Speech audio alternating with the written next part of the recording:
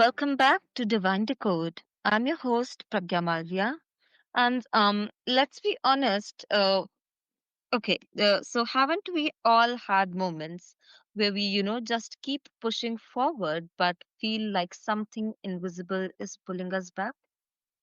You've done the journaling, the meditation, maybe even the therapy, and yet there is this heavy, nameless thing that does not let you move as freely as you want. So basically, you've tried everything to heal that pain or to cross that wall, but that wall is so concrete it is stuck over there. Our guest today, Cheryl Stelte, has spent over 3 decades helping people see and realize these hidden blocks. She's the founder of the Star of the Divine Light Institute, a spiritual coach, and a master healer who believes that what holds us back can actually be the key to our deepest power. So, if you've ever wondered why you feel stuck when you're doing everything right, this conversation is going to hit home. So, take a cup of coffee or take tea, or if you do not take caffeine, take water, sit and take a deep breath, and yeah, listen to the podcast. First of all, thank you so much, Cheryl, for being here. It's such an honor to host you, and I'm so looking forward to this conversation. Thank you, Pragya. I'm grateful to be here. That is so great, Cheryl. Okay. Cheryl, let's make this super real, okay?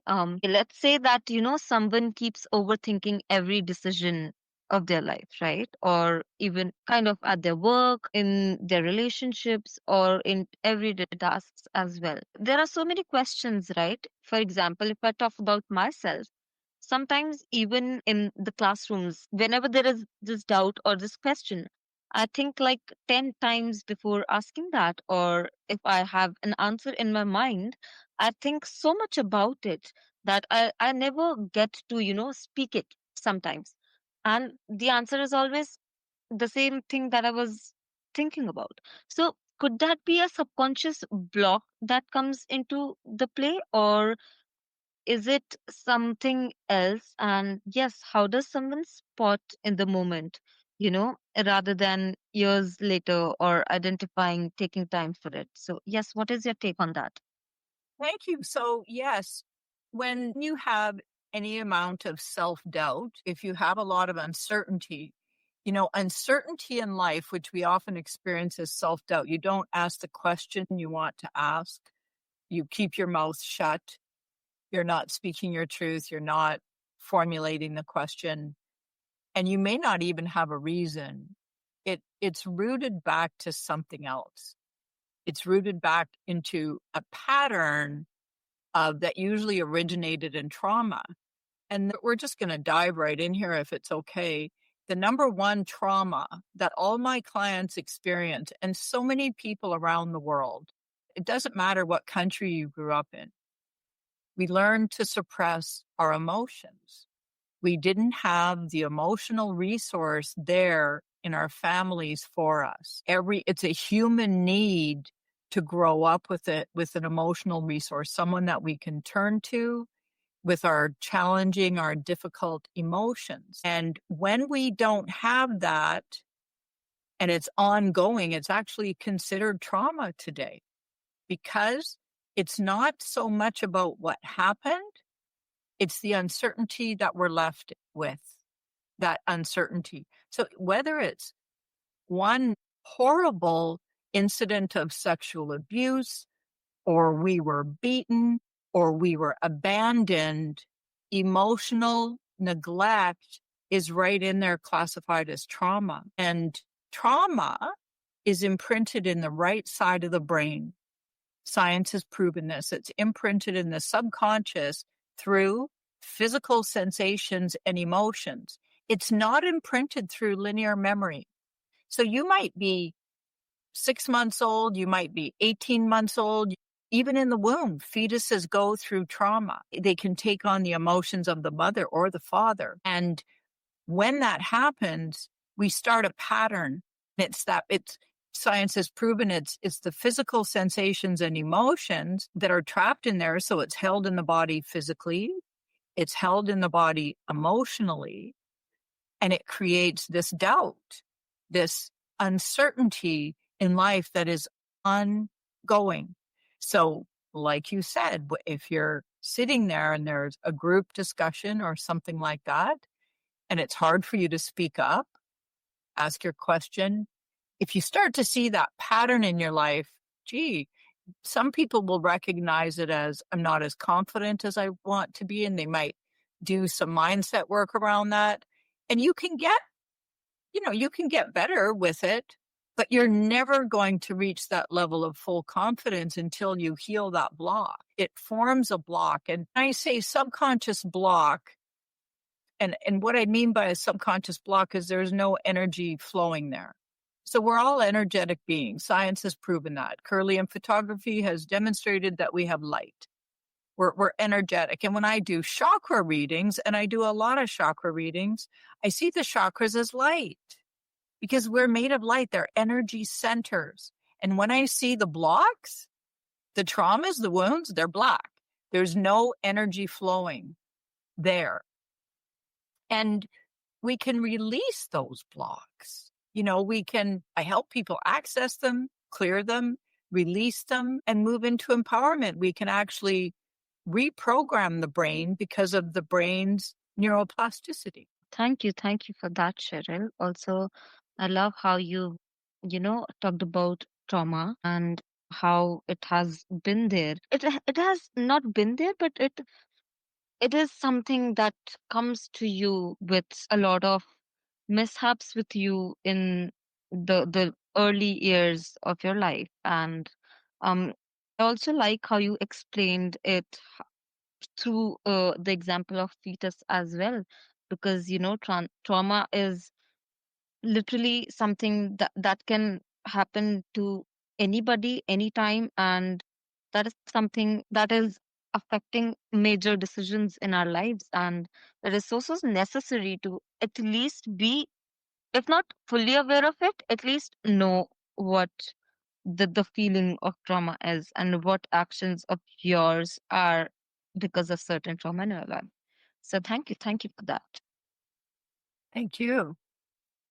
Okay, so again, let's say that someone finally notices the block, as we were talking about, being aware of it, knowing the block, whatever that block is. So what happens next? Like, do they just, sit with it or talk to it? Or so my question basically is that how do a person or an individual turn that breakdown moment or that trauma into a breakthrough, without doing much about it, but in simple ways?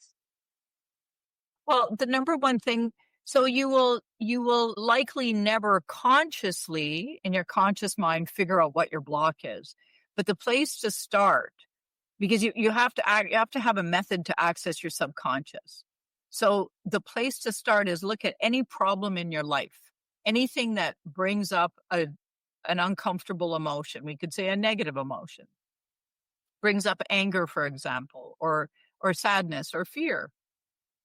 You can close your eyes and meditate and do what I call the full breath, where you're breathing in your lower abdomen. And so you inhale and let your belly expand, and you exhale and squeeze your abdomen.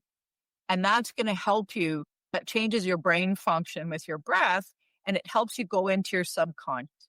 And you start to search for any other deeper emotion. So you let yourself feel the emotion. Notice any physical sensations. I always encourage people to focus on the root chakra, which is at the base of the spine. But if I were to summarize, you follow what I call the emotional thread all the way back to when it first began. So you have to ask yourself, when did this first begin? And let your subconscious take you back. And it usually will take you back to your childhood, early childhood, even in the womb. And then you can experience the emotions at that level. And it's about breathing through them. So we access, if you think of ace, like an ace of spades, the word ace, ACE, A is for access. So use the full breath to access. You've got to change that brain function. And then the C stands for clear.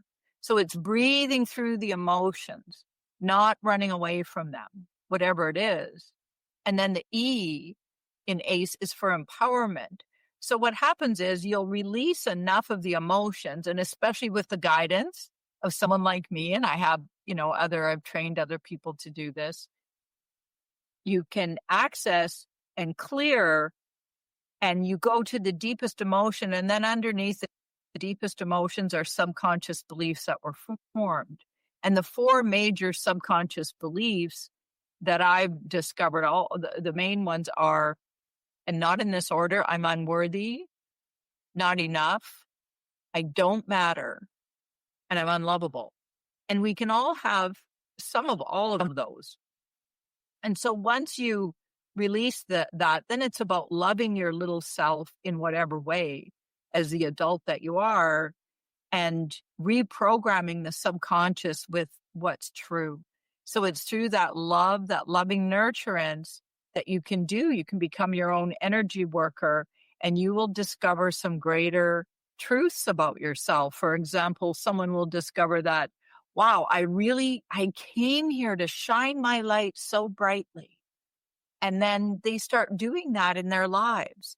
Things start to shift, and they create a new neural pathway. So the older neural pathways start to shrivel up. They're like highways, and you stop using them quite rapidly. And then you start to develop new, supportive, empowering neural pathways around the truth of who you truly are. So true, so true. Also, yes, thank you for that. Also, I'm curious that have you seen someone transform in a way that, surprised even them? That, following these tricks and tips that you've shared with us, not the tricks, but insights that you've shared with us. So, is there anybody that you've seen or any story that you could share with us wherein, our listeners and we get a proper scenario in wherein somebody transformed with these? Oh, yes. I mean, I have so many stories. I have one of my clients was actually to the point of she was contemplating suicide when she came to me.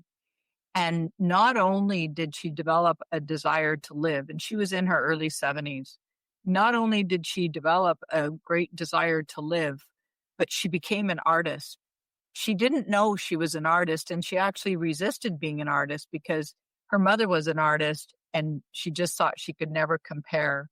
And she realized that her soul came here to be this great artist, and she just had a showing. She's in her mid 70s now. I think it's 2 or 3 years ago we worked together. Must be 3 years ago. And she was asked to do an exhibition, a professional exhibition with her art. Another client of mine, she was making really good money with her job. So money was not an issue. But then she said to me, less than a year later, she said, Cheryl, just from working with you, I've almost doubled my income. And I just said, wow, and she didn't have a lot of friends, and she started meeting people and developing friendships. And then she realized she had to divorce her husband because he was so dysfunctional, and she couldn't do it before, and it happened over time. And she saw how it was affecting her children, how his behavior, he had mental health issues.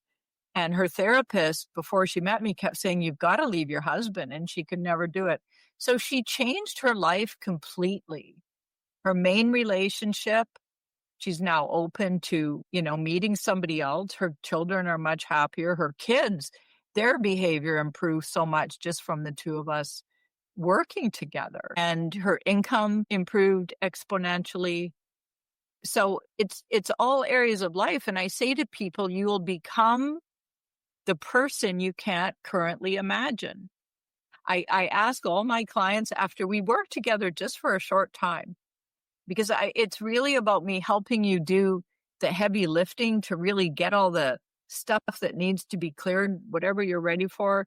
And you learn through the process on how to do it for yourself. So you can continue to do the work yourself. And some people can want to continue to grow and evolve, and you can certainly continue to work with me. But I always ask the question when we're finished working together, did you ever think you'd become the person you are now? And they always say, no, I couldn't imagine this. Could never imagine this. And they're always just delighted, delighted. That is so fascinating and so lovely at the very same time, because actually the motive is to transform, and sometimes we don't really realize what all things they work for us, and they work wonders for us, and this is that one thing that I totally agree. And thank you so much for, being there for people and doing this, because if not this way, it would have not been there, right?